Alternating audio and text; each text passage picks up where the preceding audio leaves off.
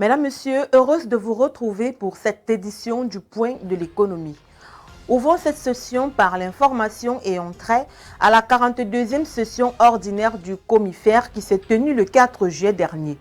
Cette session qui a été présidée par le ministre des Transports Jean-Ernest Massénangale Bibéyer portait sur plusieurs points importants, entre autres l'adoption du procès verbal de la 41e session suivie du dossier de l'accident ferroviaire d'Ezeka, de la préparation du plan quinquennal 2, des projets d'acquisition du matériel roulant voyageur et d'extension du chemin de fer camerounais.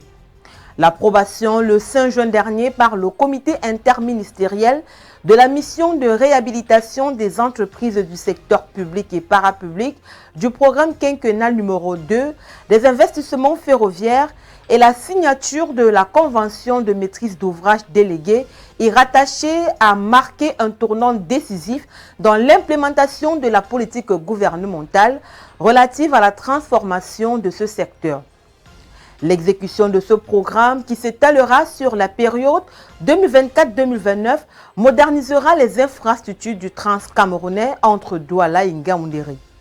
La session a été clôturée par une invitation du membre du gouvernement à l'endroit de tous les participants pour une mise en œuvre réussie du plan quinquennal 2, ce qui permettra de rendre le chemin de fer camerounais plus compétitif et d'atteindre les objectifs visés par les documents nationaux de stratégie et de planification.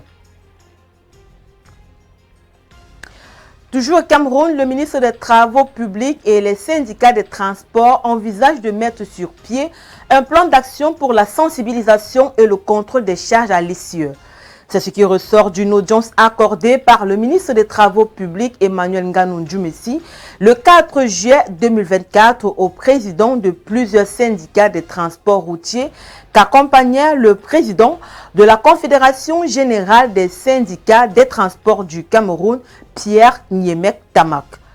Au menu des échanges, la question des ponts bascules et l'état de certains axes routiers et le respect.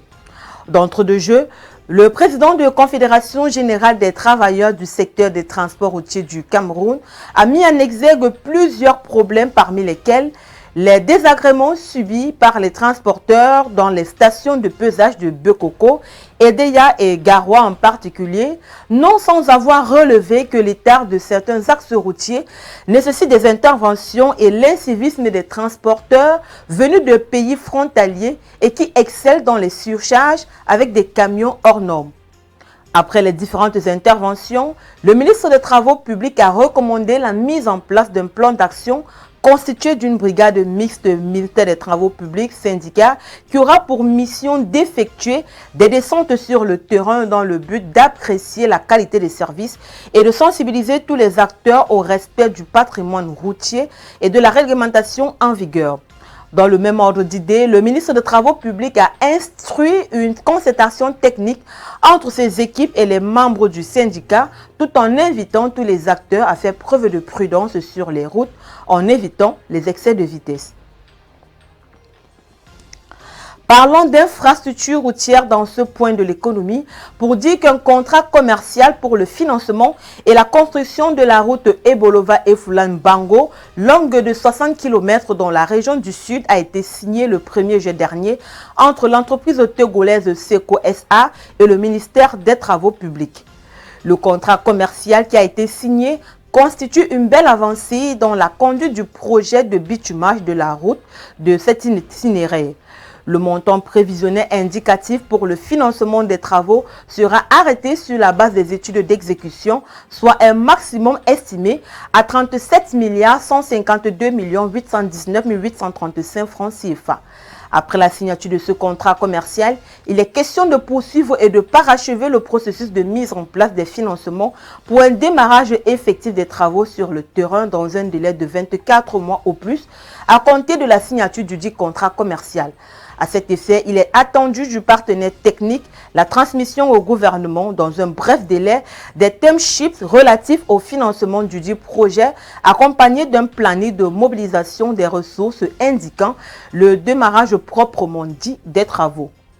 Conformément à la stratégie nationale de développement 2020-2030, le bitumage de cette route permettra tout d'abord d'achever l'aménagement des axes prioritaires dans la région du Sud, ensuite d'améliorer les conditions de vie des populations, enfin d'accroître l'attractivité du port autonome de Kribi afin d'augmenter une nette connectivité entre les localités de la zone ainsi qu'une meilleure intégration sous-régionale à travers l'amélioration des communications et du transport de marchandises entre le Gabon, le Congo et le Cameroun, ceci à travers l'autoroute Kribi-Lolabé, Olama-Bingamwa, Grand Zambie-Kribi, Ebolova-Akom 2, Kribi et Ebolova-Efoulan-Bango. À date, la dite autoroute est fonctionnelle, les réceptions provisoires des travaux des routes Olama-Bengamo et Grand Zambie-Kribi ont été prononcées et la mise en service.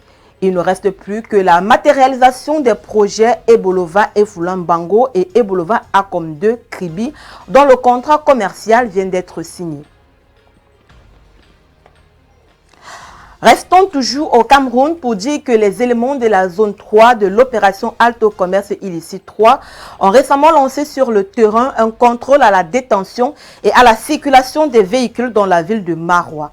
Les premiers résultats sont révélateurs d'une détermination à réduire considérablement l'impact des fraudes et de la contrebande. En effet, l'on enregistre déjà 6 véhicules saisis. Leurs numéros de châssis ne sont pas apparents dans la base de données de Cosmos. Le butin est soigneusement gardé dans l'enceinte du secteur des douanes de l'extrême nord à Maroua.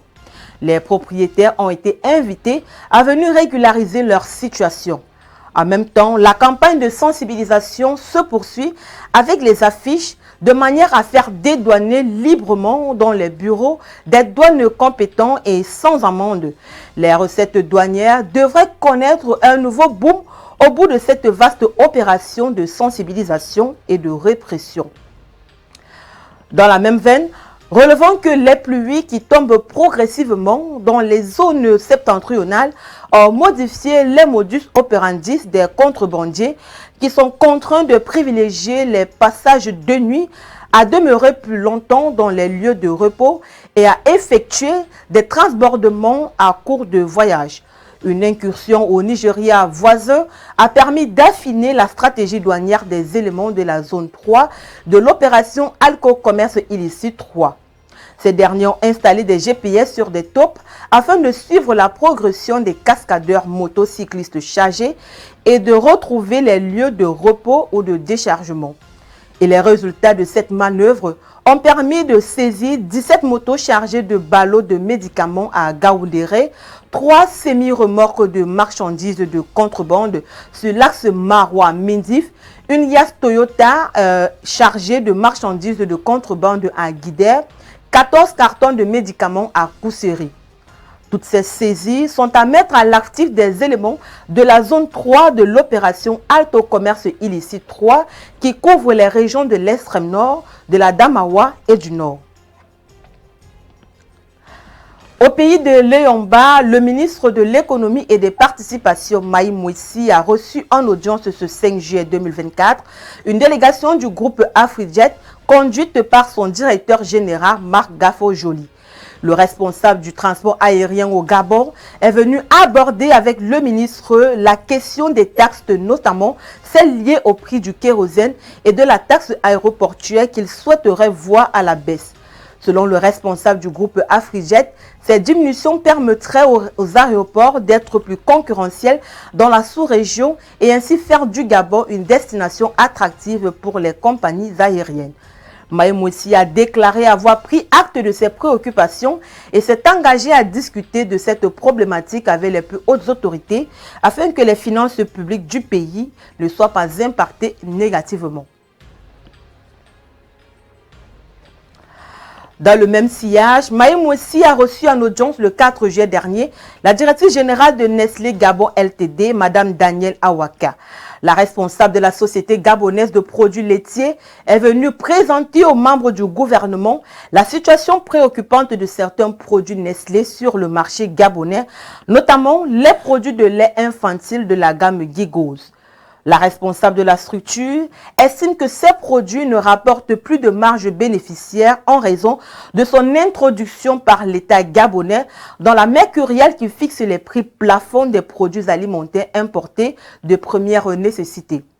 En tant que ministre en charge de la lutte contre la vie chère, Maïm Mossi a indiqué à la directrice générale de Nestlé Gabon Ltd qu'il ne peut ni encourager ni permettre la hausse des prix des produits présents dans la mercuriale. Car, a-t-il ajouté, ces produits sont déjà soumis à un taux zéro au cordon douanier qui leur a été consenti par le gouvernement de la transition. Restons dans le même ministère pour dire que Maïm Mossi a, au cours d'une séance de travail avec un groupe d'entrepreneurs gabonais, accordé son soutien aux porteurs du projet « Un Gabonais, une boutique ». Cette initiative a pour objectif d'encourager des jeunes Gabonais à se lancer dans l'entrepreneuriat en leur offrant un soutien via des programmes de formation afin qu'ils puissent établir leur propre épicerie. À terme, le projet « Un Gabonais, une boutique » prévoit de mettre en place un réseau d'épiceries à travers le Gabon et envisage également de développer une centrale d'achat. À l'issue de la présentation de ce projet entrepreneurial ambitieux, le membre du gouvernement de la transition a félicité ses hôtes pour leur détermination à vouloir se réapproprier un pan de l'économie gabonaise, aujourd'hui dominé par des expatriés.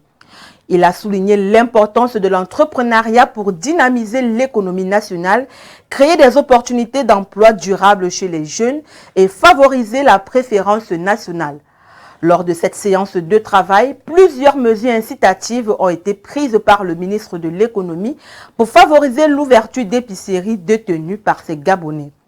Entre autres, le financement par le ministère de l'Économie des formalités de création d'entreprises individuelles de 100 jeunes Gabonais, la facilitation pour l'Agence nationale de promotion des investissements ANPI de toutes les formalités de création d'entreprises, la mise en relation des jeunes entrepreneurs gabonais et la société de capital investissement Okume Capital, filiale du Fonds gabonais d'investissement stratégique.